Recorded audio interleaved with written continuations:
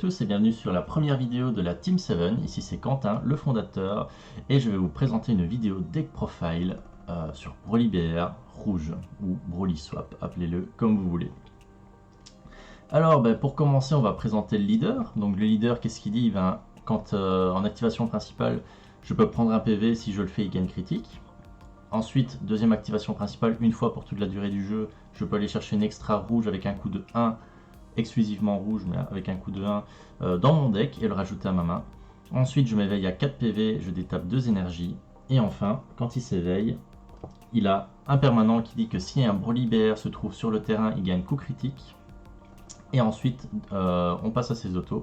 Le premier, c'est quand il attaque, il pioche et il gagne 5000.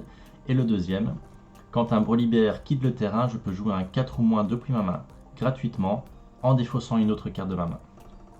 Ça balance quand même. Alors oui, je joue une carte gratuitement, mais derrière je dois défausser. Donc ça c'est pour le leader, qui a 10 et 15 du coup. Ensuite on passe aux cartes du deck. Donc premièrement le terrain. Alors vous avez vu, je vous ai fait un bel exposé comme ça, c'est beau. Tout dans l'ordre. Alors donc on commence avec le terrain que je joue x2. Pourquoi? Parce que une fois je trouve que c'est pas assez. Le deck m'a déjà assez chié dessus que pour me dire qu'un terrain c'est clairement la mort. Pourquoi? Parce qu'il suffit que vous n'ayez pas la chaîne en main, donc les Broly à 1, et que en plus de ça le seul terrain que vous avez est dans vos points de vie et c'est le dernier PV, en fait vous avez juste à scoop.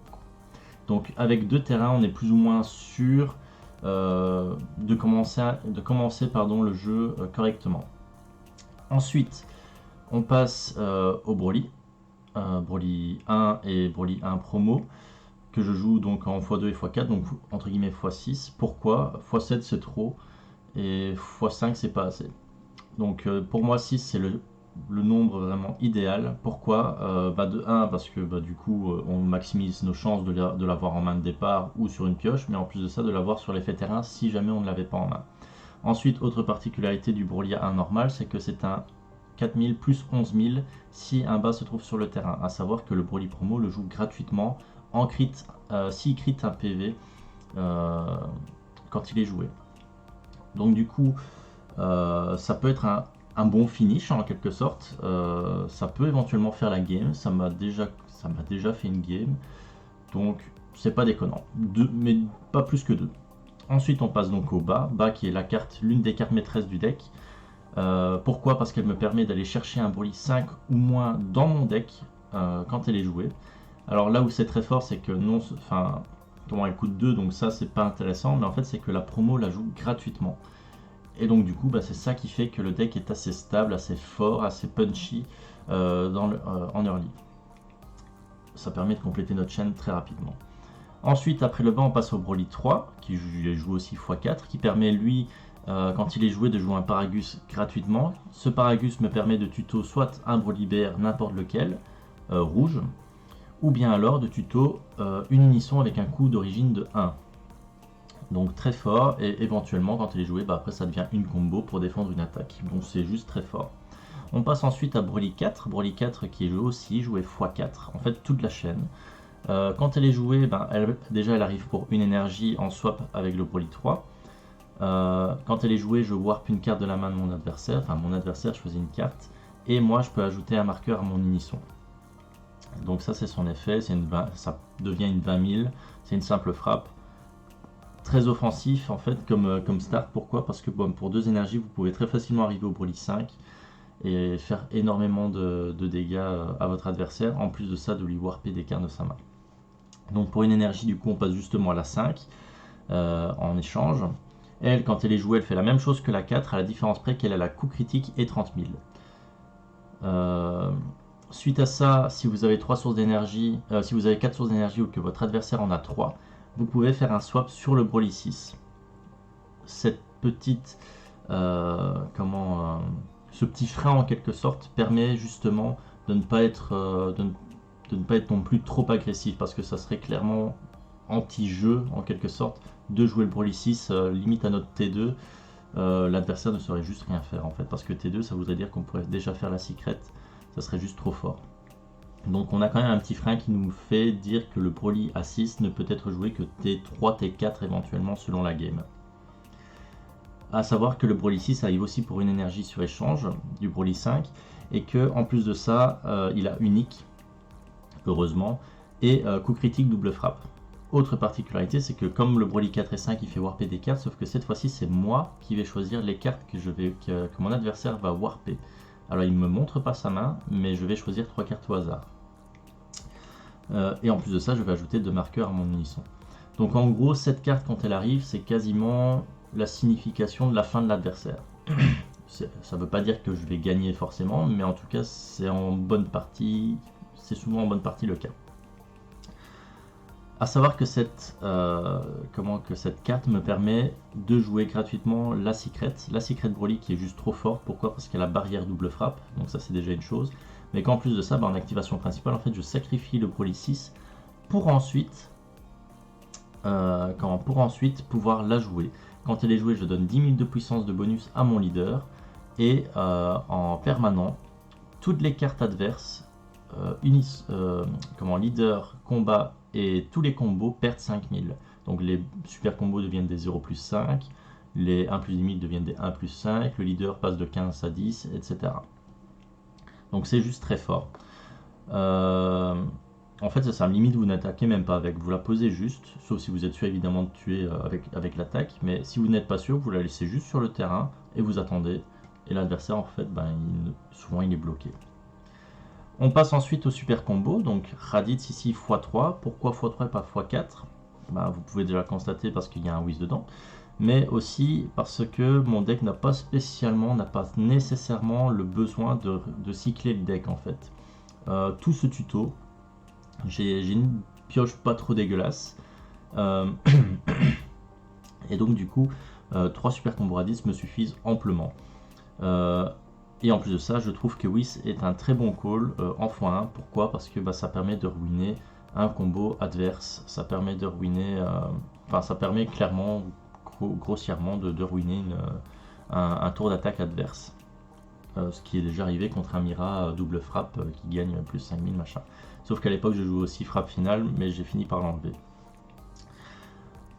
Ensuite, on passe à Bardock totalement libéré.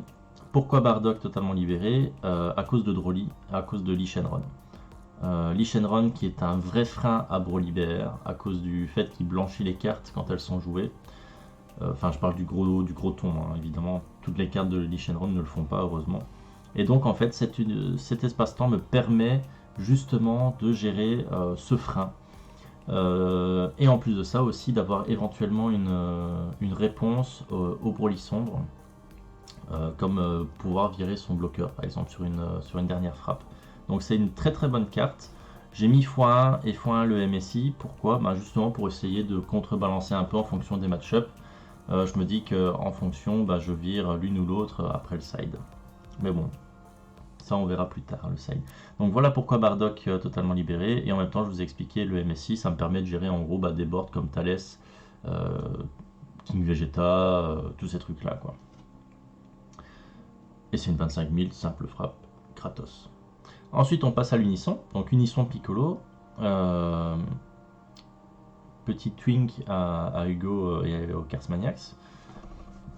Pourquoi? Parce qu'en fait, j'étais un anti-unisson. Enfin, presque anti-unisson. Je n'aime pas Kale, je ne l'aime toujours pas, je trouve que c'est une carte de merde. On va me dire que non, mais moi je m'en fous, c'est ce que je pense. Et je m'en fous de ce que les gens pensent, de ce que je pense, donc voilà, c'est cool.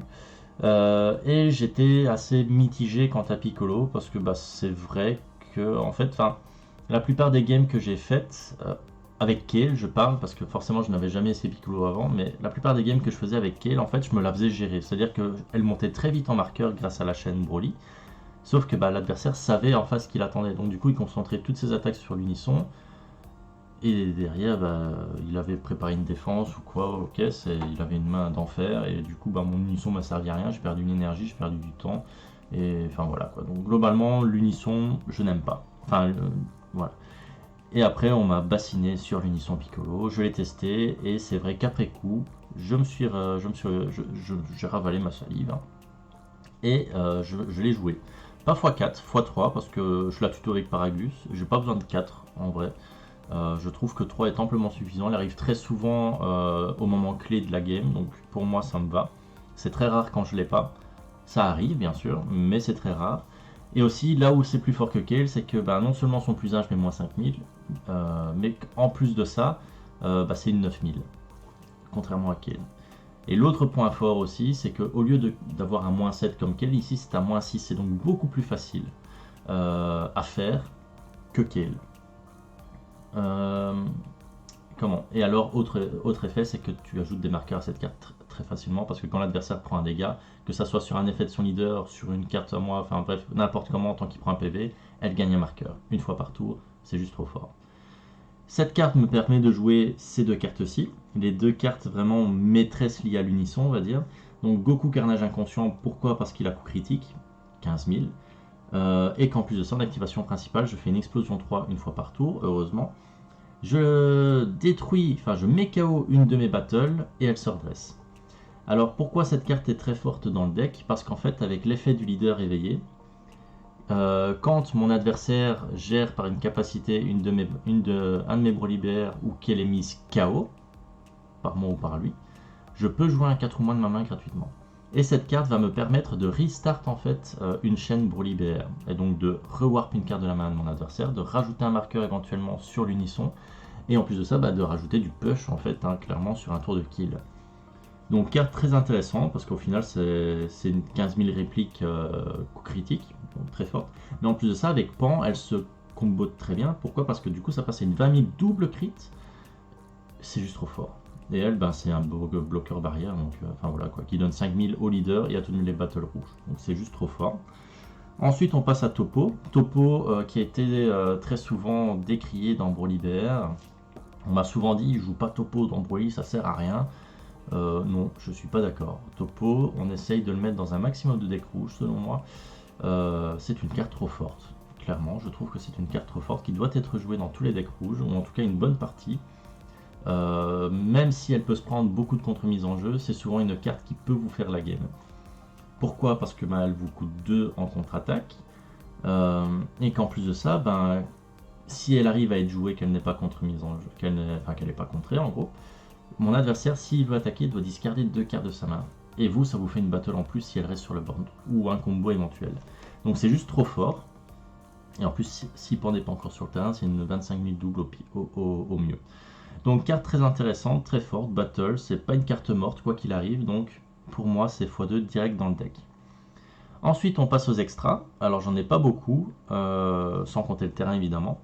Donc j'ai 2 rayons violents. Pourquoi? À cause de Broly, Lee Shenron et tous les decks qui attaquent globalement avec des 20k ou moins. Et en plus de ça, la possibilité de soit freiner une unisson, soit une carte de combat.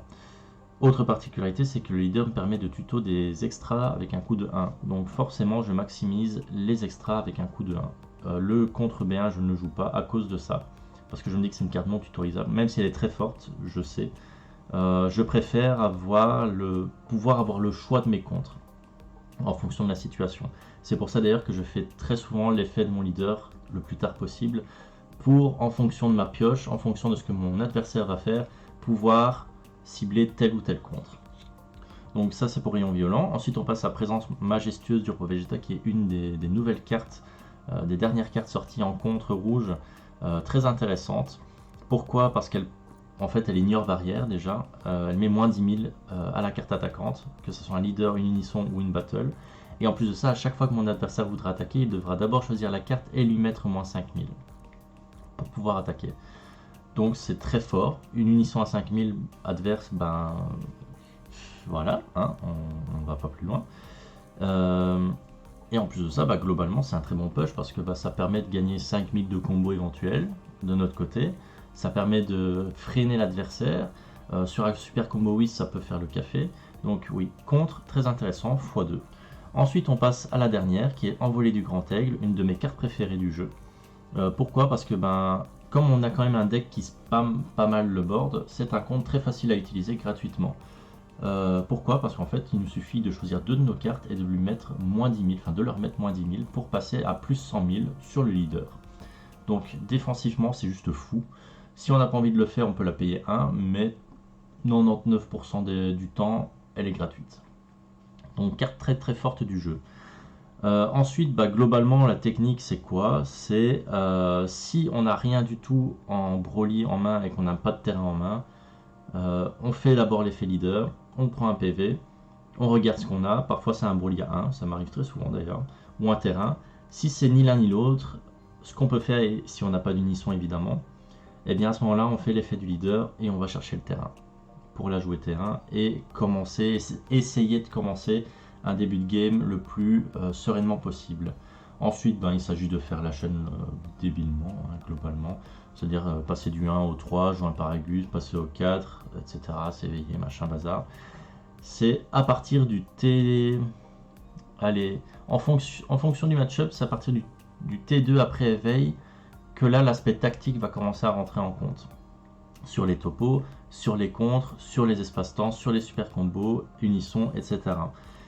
Beaucoup de joueurs Brolibert jouent le jeu de l'agressivité pure et dure, c'est-à-dire ils sont éveillés, ils utilisent leurs énergies, peu importe, ils aggro.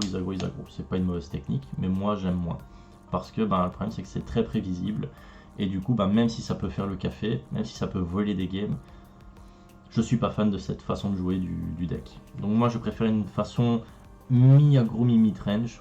Ouais, j'invente des termes. Parce que je peux pas dire que c'est midrange et je peux pas dire que je suis aggro non plus. Donc voilà, je suis un peu entre les deux. J'ai le cul entre deux chaises, comme dirait un certain Mickaël Masson. Mais moi j'aime bien, parce que ça me permet d'avoir une réponse plutôt globale. D'ailleurs ce deck m'a amené quand même pas mal de victoires, donc pour moi c'est que ça marche. Donc voilà. Donc là vous avez vraiment la decklist complète de base. Ensuite, on va passer au side deck. Side deck qui comporte 2 mailles, un Goliath, un Kaio, un Gohan, un Freezer A3, le fameux Freezer A5, un Bardock totalement libéré supplémentaire, un Mira, 3 Slugs et 2 contres. Alors, pourquoi ces cartes? Maille, à cause du bleu, globalement, et en plus de ça, c'est une barrière qui nous fait piocher quand elle est jouée, donc c'est pas déconnant. Et c'est 5 minutes de combo au pire des cas, si elle arrive trop tard. Ensuite, Goliath, à cause de Droly et à cause de Lee Shenron, je peux la jouer sur l'effet terrain éventuellement pour clean une carte dérangeante, et au pire c'est un bloqueur, enfin au mieux c'est un bloqueur, pardon. Donc carte assez intéressante, mais pas besoin de plus. Globalement, parce que j'ai aussi les Bardock totalement libérés qui sont là justement pour gérer les cartes qu'elle est censée gérer aussi. Donc c'est juste une sorte d'espace-temps supplémentaire, mais bloqueur, quoi, qui peut être joué via terrain, etc. Bref. Ensuite, on passe à Kaio. Kaio qui est donc une double frappe, ça ne se présente plus, pour donner au Mira, bien souvent, ou bien à une double frappe comme le Broly A5 par exemple, ou au leader. Ensuite, le Gohan qui se joue sur Piccolo, Unisson, carte très intéressante contre les match-ups qui vous vident la main, parce que globalement, quand elle attaque, si on a 4 cartes ou moins en main, on pioche 2. Donc très fort, ça peut passer à 20 000 double crit grâce à Pan, donc carte très intéressante. Ensuite, on passe à Freezer 3. Freezer 3 qui est là pour les match-up à spam board. Donc pareil, elle se joue aussi sur l'Unisson Piccolo. C'est une barrière. Échange 2 sur Freezer 5, pardon. Et en plus de ça, quand elle est jouée, je peux éventuellement mettre une carte de 20 000 ou moins KO. Et évidemment, le but, ça va pas être de mettre une carte KO, ça va être de jouer Freezer 5 pour justement meuler l'adversaire et clean son board. Donc, c'est un combo qui va sur l'Unisson Piccolo pour ensuite aller sur le Freezer A5. Ensuite, on passe à Bardock totalement libéré. Je vous l'ai présenté juste avant, donc on va passer à la suite. Le Mira qui est là, pure surprise. Je me suis dit pourquoi pas, je vais la mettre. Hop, je l'ai rarement joué d'ailleurs. Mais voilà, on la présente plus. Déflexion pour 1, espace-temps 4. Ça devient une 120 000, simple frappe, voire double avec Kaio si on l'a en main. C'est juste trop fort. Mais en même temps, c'est assez fair quand même. Ensuite, 3 slugs, mon unisson préféré. Ça, c'est clairement mon unisson, mais total favorite. Pourquoi? En fait, c'est la première unisson que j'ai joué dans Brolibert. Voilà. C'est la première unisson que j'ai joué dans Brolibert. J'ai adoré. Je l'ai vite viré parce que je trouvais que 2 énergies c'était cher au moment où Brolibert, où je commençais et tout ça. Donc voilà. Et puis au fur et à mesure, j'ai appris que Piccolo c'était quand même plus fort. Donc j'ai préféré jouer Piccolo en main deck. Mais ce slug là est très intéressant contre des decks comme Mecha Freezer, Baby, Hachiyak, parce qu'il y a des petits comics qui jouent encore Hachiyak. Pourquoi? Une 15 000 critique, qui a un plus 1 assez facile, qui a un moins 4 assez facile aussi dans le deck parce que nos cartes ajoutent des marqueurs. Donc contre Achiak, c'est aussi très fort. D'ailleurs, c'est grâce à elle, entre autres, que j'ai gagné certaines games. Donc, unisson très intéressante. Juste pour info, le plus 1, je peux mettre moins 10 000 en ignorant barrière si je discarde une carte, et le moins 4 si mon adversaire déclare un contre, mise en jeu ou contre-attaque, eh bien, ou contre-contre, eh bien je peux faire le moins 4 en auto et lui faire perdre un PV, donc c'est très fort. Et enfin, les deux contres ici, donc envoyer du grand aigle et rayon violent, que je ne vous présente pas. Pour les match-up aggro, ça pour ajouter un rayon violent en plus à Droli et éventuellement les Shenron, et ça pour les match-up aggro, qui spam le board et qui pour surprendre en fait, voilà, globalement. Donc là je vous ai présenté ma decklist de Broly. J'ai essayé de faire ça bien et rapidement, mais pas trop. Si vous avez d'autres questions, n'hésitez pas à me les poser en commentaire ou bien directement me contacter par MP. Je suis ouvert à la discussion. Voilà. Alors à savoir que cette decklist va sûrement être modifiée un jour, parce que j'ai vu des cartes assez intéressantes ici dernièrement qui pouvaient rentrer dans le deck, plus particulièrement en main deck, en remplacement de certaines cartes. Je ne dirai pas lesquelles évidemment, sinon c'est pas drôle. Je dis pas que je vais le jouer tout de suite, je vais rester sur King Vegeta, mais il y a clairement une ou deux cartes qui, je me suis dit, ça peut être très intéressant. Donc voilà, j'espère que ça vous a plu. C'est fini en fait, hein. Voilà, c'est fini. Je remballe. J'espère que vous avez bien screenshoté tout ça, que vous avez bien enregistré mes infos. Si ça en manque, tant pis, hein, je vais pas non plus tout vous servir sur un plateau d'argent, quand même. Non, clairement, si vous avez des questions, n'hésitez pas. Donc voilà. Eh bien, sur ce, messieurs, mesdames, je vais vous laisser. J'espère qu'on se reverra très bientôt en tournoi ou sur une prochaine vidéo, ce qui arrivera sûrement d'ailleurs. Et je vous dis à très bientôt. Ciao!